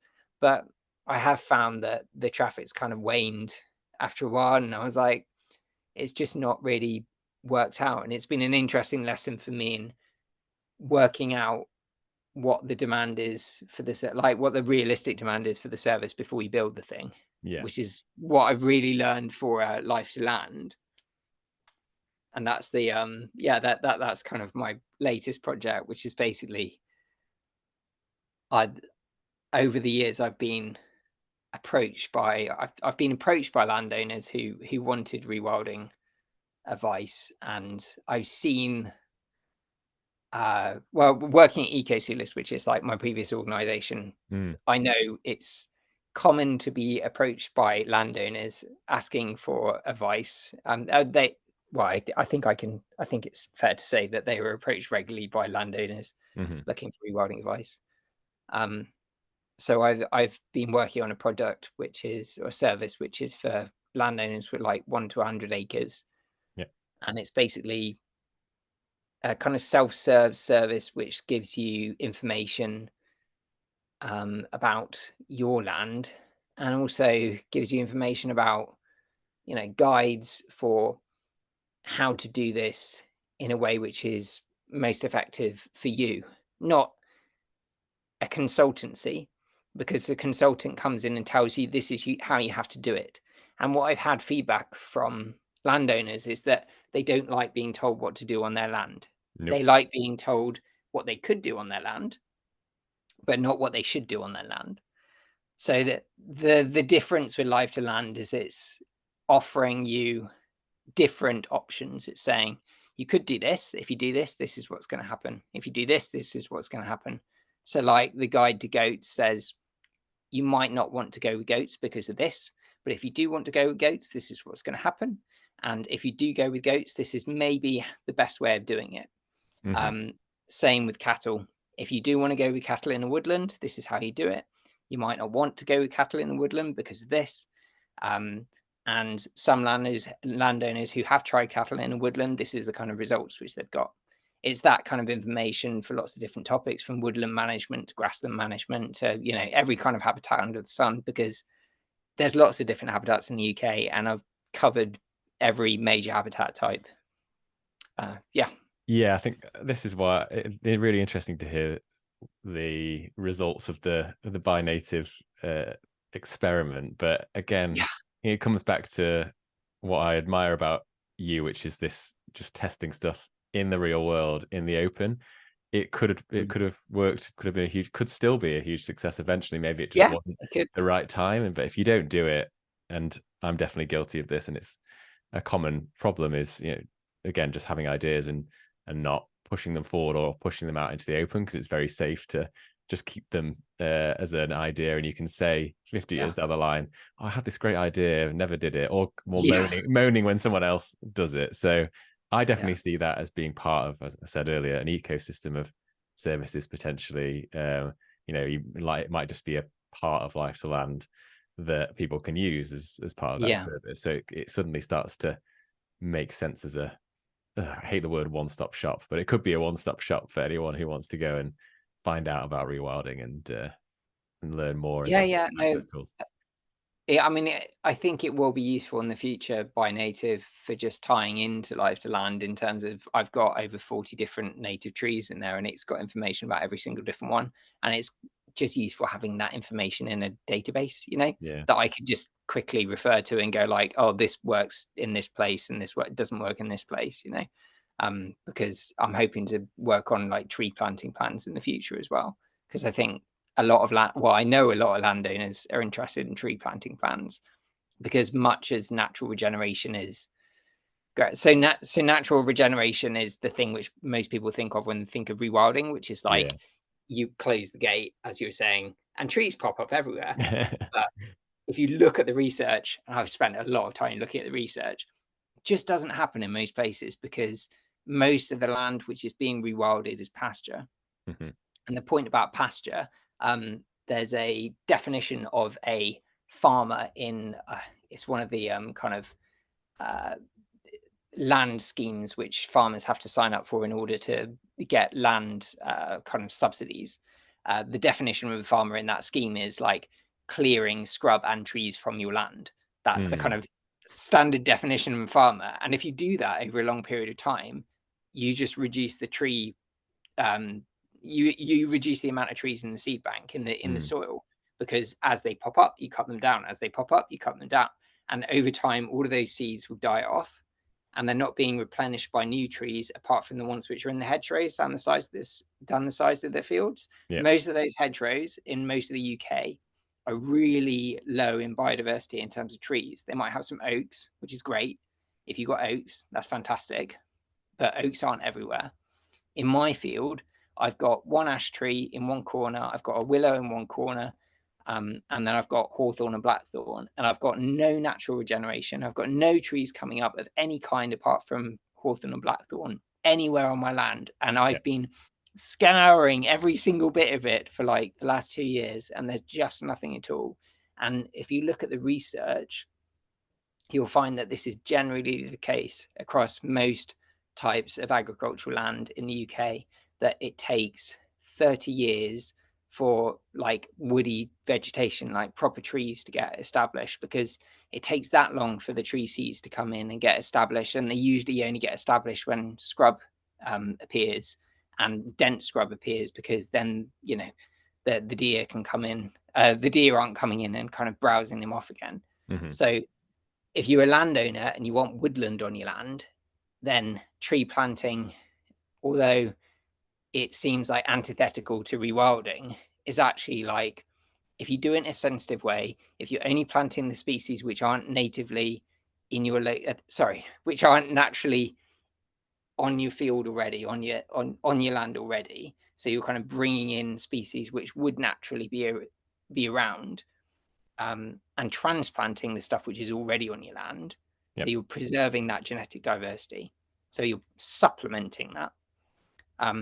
You can supplement this stuff which is already on your land, and you can create a nice tree planting plan. And if the tree planting plan is kind of sensitive to the local conditions, so like in areas which are around water, you put riparian trees, which are like older birch and willow. And if you put, dry land species on dry land, like, elder and sorry, my brain has gone dead for yeah, elder and beech and things like that. Yeah. And you put the trees in the right place, and they're more likely to thrive, and they're more likely to create biodiversity and create natural ecosystems which have the kind of dynamics which you would expect, because you've got the tree, and you've got the soil type, and you've got the water levels, and you've got the, you know, the level of vegetation around it, which you would naturally have. But having those tree planting plans appropriate to the land is difficult. Like Yeah. you can't necessarily do it unless you've got expertise in it. So I understand why there's demand for it.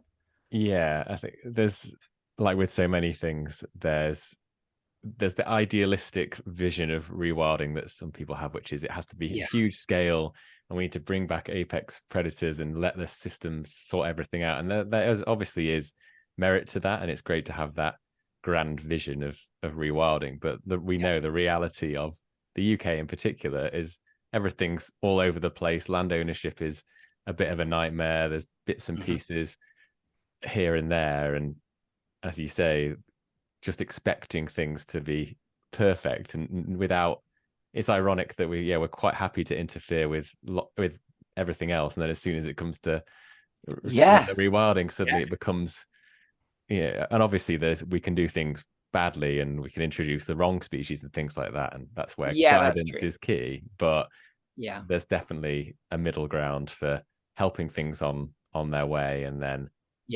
speeding things up, because we're in a crisis at the end of the day. We've got to give things a helping hand. We can't just wait for everything to magically fix itself. So Yeah. I think the interesting thing I've been kind of thinking about, reading about recently, is like which trees do you plant based on, a lot of people say climate change is happening. We should be planting trees from Europe palm because trees. climate change is happening. Not Yeah. quite that extreme, but yeah. But yeah, like I saw Italian alder given as an example of this. I know that British alder trees are suffering.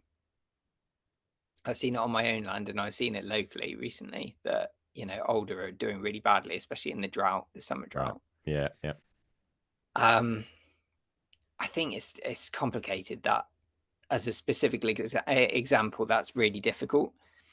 In general, though, I think if you source seed locally, you're more likely to get seed which is adapted to so one of the arguments is that if you source seed locally, you'll get seed which is adapted to current climatic conditions. Yeah. But the future of our climate is going to be really different. Mm-hmm.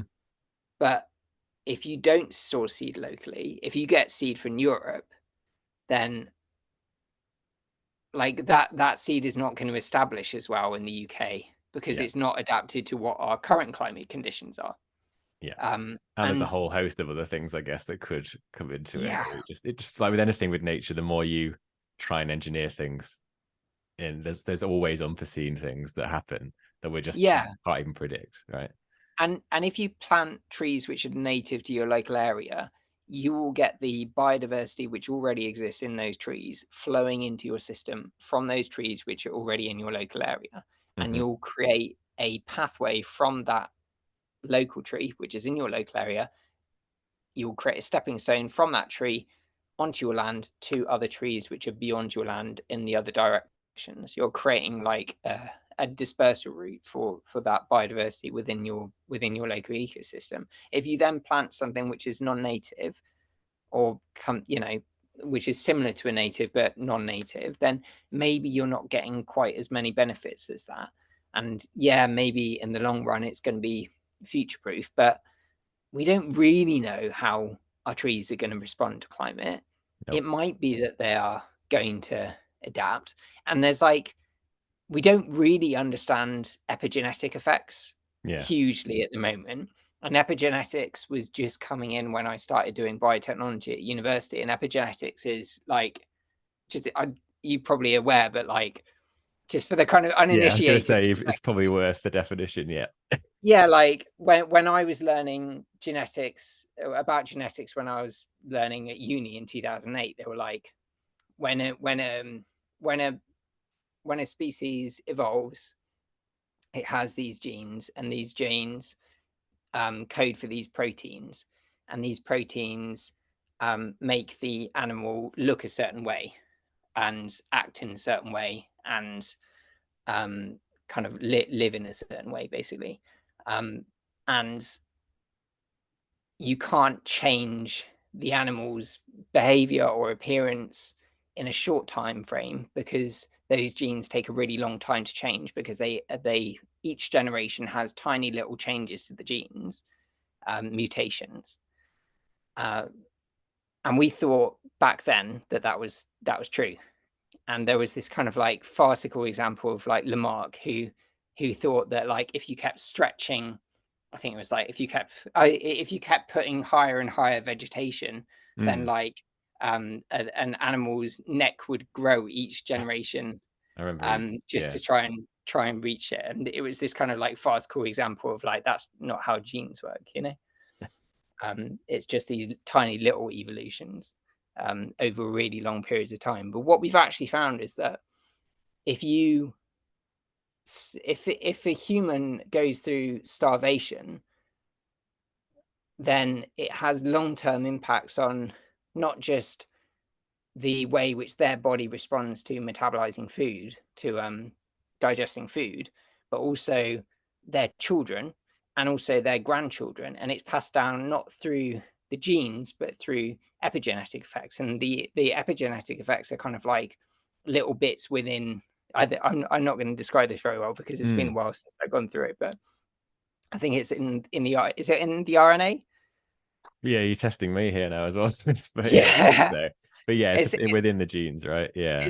it's it's somewhere within the genes, that it's effectively these kind of like regulator systems where they get switched on and off, and it allows them to it allows things to get switched on and off, genes to get switched on and off, and it can happen between generations. So you can switch a gene on or you can switch a gene off from one generation to another. Mhm. And we didn't realize that this was even a thing when I was, well, generally back when I was doing university in 2008. But by the time I did my master's in 2014, I was working at Oxford Brookes, and there was like a entire unit who were like researching epigenetic effects, and they were like, oh my God, this is huge. This is like a massive thing. But I don't know what the implication of epigenetics is on tree health, because if you experience drought as a tree, then you are likely to have epigenetic effects on that tree, and that is likely to be passed on to your offspring through your seed, and it's likely to change your response to drought stress. Like it's likely Mhm. to change how your stomata open, which are like the little bits in your leaves which release the exchange gases and also release sort of water vapor. It will change how the entire tree responds to drought stress. It will change the amount of water it takes up. So epigenetics could have a really big impact on trees' response to climate change. And without understanding what the epigenetic role is in things like that, then how do we know what trees we should be planting where? Unless we actually Mm. understand like the minutiae of all of this stuff, the safe thing to do is to take a tree which is growing just over there, walk it over to your field, sticking it in the ground, Yeah. and then stick something to protect it on it, or Agreed. stick it Yeah. in a pot, grow it up, and then bring it back to your ground and plant it later.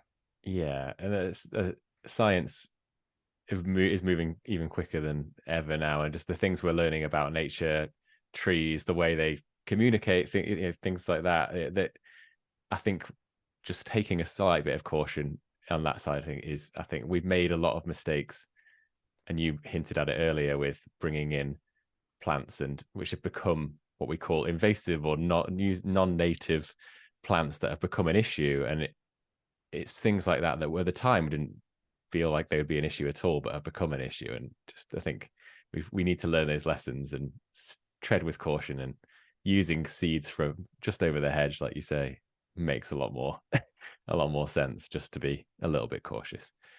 Yeah, yeah, definitely. So um kind of moving towards wrapping up now. It's been a Yeah, really, really fun conversation, and I'm sure we could, I held back there from really getting into rewilding because I feel like I could have taken that off in lots of different directions. We could have had another 2-hour conversation about rewilding. So maybe we'll have to do that another time. But kind of just get, I guess, wrapping up on the rewilding side of things, what would be your one piece of, if there is someone listening to this and they're inspired and they want to do follow in your footsteps, kind of what's the first step they can they could take towards contributing towards this if they wanted to, at different scales? Like what would you say is the first bit of actionable advice you would give a wannabe rewilder out there? If you don't have a garden, there's plenty of rewilding projects out there who are looking for volunteers, and rewilding charities who are looking for volunteers. Um, if you do have a garden, I would say planting native species is probably the best thing you can do, and then putting in a pond. Um, they are fantastic things you can do. I mean, standard wildlife gardening advice is pretty similar to what you would say for rewilding. Leaving grass to grow long is also fantastic, and mowing it in patches. Mm-hmm. Uh, yeah.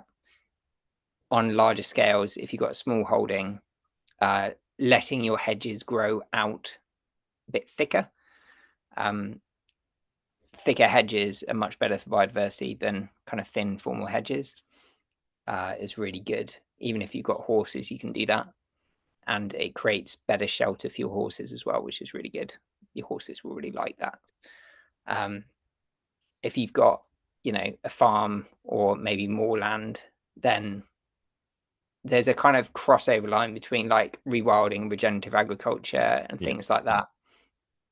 There's things like herbal lays, which can improve the quality of your soil, improve the health of your soil, and improve the nutritional value of the forage which your livestock are eating. And agroforestry, which is kind of the next big step, which is basically bringing trees back into farm systems, and that can be anything from orchards to growing timber crops in pasture. Mm-hmm. And oh, sorry, I've filled up my card there. Which Oh, is a cheers. good time. Yeah, That's a good time to yeah. Well, I should have. it's all right. Yeah, Hopefully everything's recorded. Fingers crossed, touch wood. yeah, everything up to that point's been recorded, Yeah. so that's good. Um, Yeah, I mean, but I guess that's about it really. yeah. And if you've got a lump of cash, or you can do, you can remortgage your home if you're in that position, then obviously look around, ring up some local, or put a message out to local horse owners, I guess, or things like that is kind of the next step. And yeah, it is possible. It can be done, as you've shown.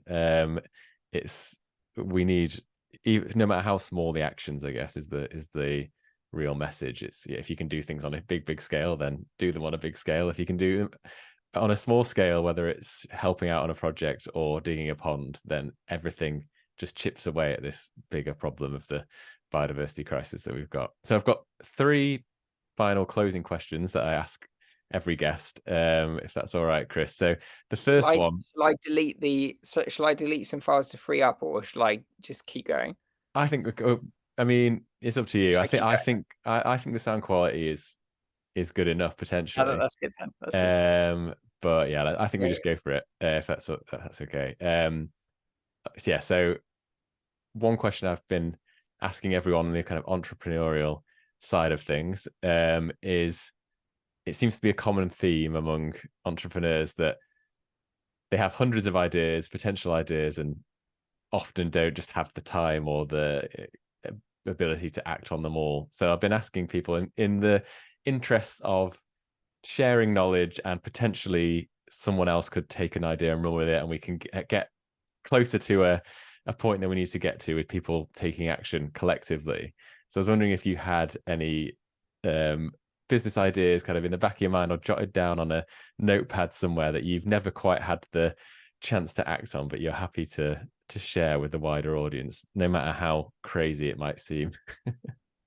yeah. I have. I have. Uh, I'm on the spectrum. I have Asperger's. Mm-hmm. I was diagnosed with Asperger's anyway. Which I was told when I was diagnosed, it's a form of it's basically like has symptoms of ADHD. Right. So Yeah. I am constantly coming up with stuff, and it constantly goes out of my head again as soon as I've thought of it. But there was something which came out the other day, and I realized last night just as I was falling asleep, I was like, oh my God, I told you about it. But it's the thing which I'd already told you about because it came up in our conversation. I can't believe I forgot that it came up in our conversation. But I re-explain it to you, even though you've Yeah. already heard this. Yeah. No, Yeah, go for it. yeah. So basically, we had a conversation the other day about livestock, about the complications of getting cattle onto smaller rewilding projects because there's lots of movement restrictions with TB. Hmm. TB testing. You have to have TB testing every time you move livestock across boundaries, across from one piece of land to another. You have to have TB testing, Yeah. which is a massive pain in the bum. But it does kind of make you think, because cattle is so valuable to rewilding because they're similar to aurochs, which were like a massive, basically like a massive cow, which used to roam the UK with huge horns. They have similar effects on grassland, so it's really beneficial to have them grazing at sort of a low level. Hmm. I was like, how can you get cattle into ecosystems, in sort of rewilded ecosystems, if they're such small ecosystems? How could you do this without moving them around? And I was like, well, I guess rather than moving the cattle around, maybe you can move the rewilded ecosystems closer together, and that might be an easier way of doing it. And I was thinking, like, maybe there was a way of buying up parcels of land, multiple fields at a time, rather than buying up one field at a time. And I know there is a demand for rewilded land, or that there are a lot of people right now who are interested in rewilding land, Mm. because I get a lot of traffic to How to Rewild, like a surprising amount of traffic to How to Rewild, Nice. in the tens of thousands a year. Um, and given that it's quite an obscure website, really, Mm. it always surprises me how many people are interested in like buying up their own plot and rewilding it. So there is a lot of demand for it in the UK, and I think there is demand for people to buy up land just for biodiversity's sake. So if someone was to buy up land in the form of multiple fields and then break that land up into individual fields and Yeah. then sell that off as a rewilding cluster. So it was advertised to landowners as, buy a piece of a of a larger rewilding project and become part of a rewilding community. Then that could be a really, I mean, you potentially make a little bit of money in like reselling the land, but the other thing you'd be doing is you'd be contributing to rewilding and the progress of rewilding as a, you know, as a movement in the UK. And it would benefit us in terms of livestock as well, because it would mean you could have low density of Mm. livestock across the entire system, rather than having, you know, having to move livestock into the system and out of the system and into the system and out of the system. And what I found from my experience of having one field next to the goat owners, next to the farmer, is I really enjoy talking to my neighbours all the time, and I learn.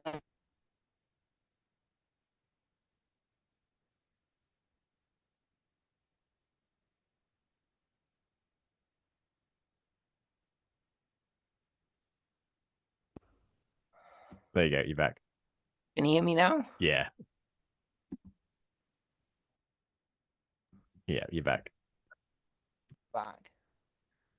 For some reason it changed, but does this work? Yeah.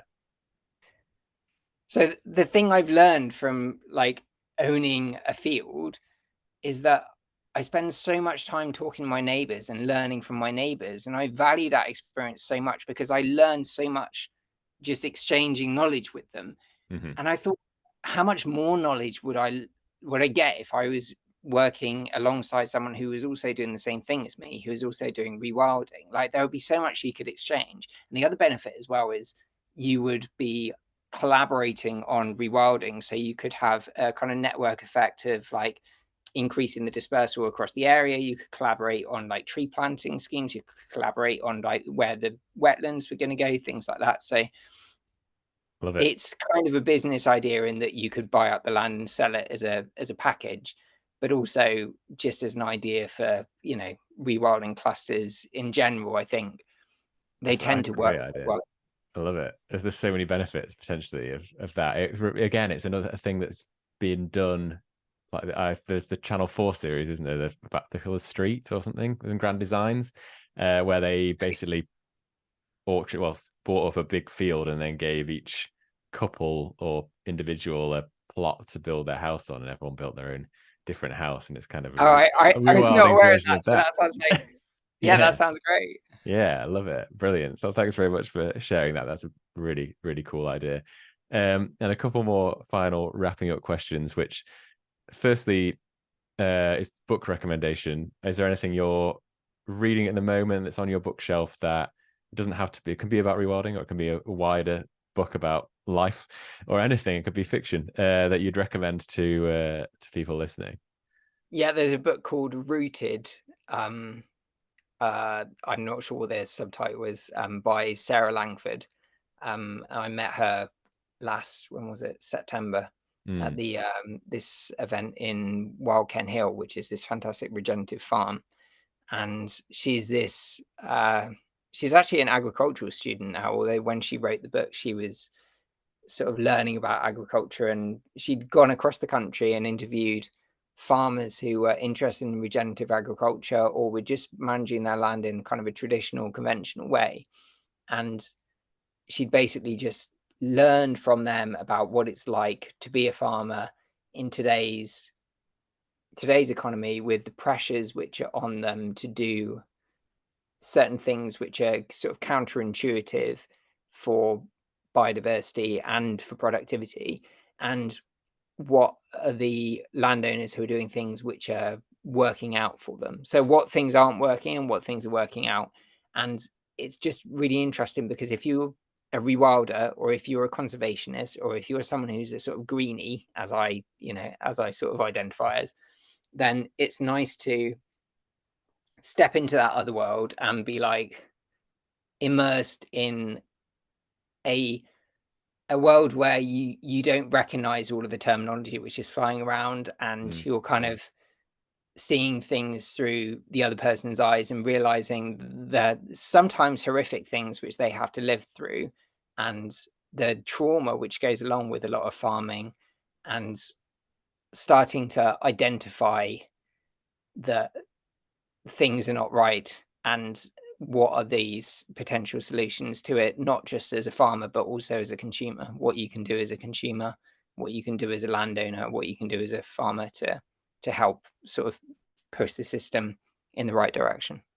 Sounds great. I've not read it. I'll definitely check it out. It's another one. It sounds like one of these really powerful books that, again, it's all about storytelling, isn't it? And about case Yeah. studies and people showing what they're doing. There's been some amazing books in regenerative agriculture in particular, and in rewilding over the last few years, which have captured Mm. people's imagination, and suddenly, yeah, like you said, made people appreciate it's not that easy, and there's all these challenges that perhaps you hadn't thought about, and whether it's social or, yeah, physical challenges. So yeah, sounds like a good read. I'll definitely check that out and leave it in the show notes. And the final question is the billboard question, which is, Chris, if you could put a message, a quote, or anything really on a billboard in your nearest town or city to kind of to shout a message out to the local community and get your message across, what would that message be? I can't remember what the car was that I had, because I sent you a message, didn't I? I Yeah, can't remember. you sent me an idea already, Like a Mazda but I something, haven't but got it to hand, unfortunately. You're going to have yeah, to no, come up with a I mean, the gist of it is, you've got, £50,000. Do you want to buy a Mazda, or do you want to buy land? What do you think your grandchildren are going to remember you by? What's the thing which you want to pass down to your grandchildren? What's the legacy you want to leave behind? Nice, I like it. What's the legacy you want to leave behind? Is Yeah, a Yeah, Mazda isn't much of a legacy, is it? If it even lasts to the end of your lifetime, it's probably the way things are made these days. So yeah. yeah, I mean, I love it. uh, like uh, like electric cars are part of the solution, but I think land is it's so fulfilling, and it can have such a huge impact that I don't I yeah, you know, it just seems It's like a no-brainer decision to me. yeah. Well, yeah, whether it's buying land or pursuing a kind of one of your many entrepreneurial ventures, you've been an inspiration kind of to me and a lot of people I know over the past few years. So thanks very much, Chris, and thanks a lot for taking the time out to speak to me today in this long, really interesting conversation. I really, really enjoyed it. So yeah, thanks for all the work you're doing, and keep up the good work. That was really interesting chat. I appreciate you getting in touch.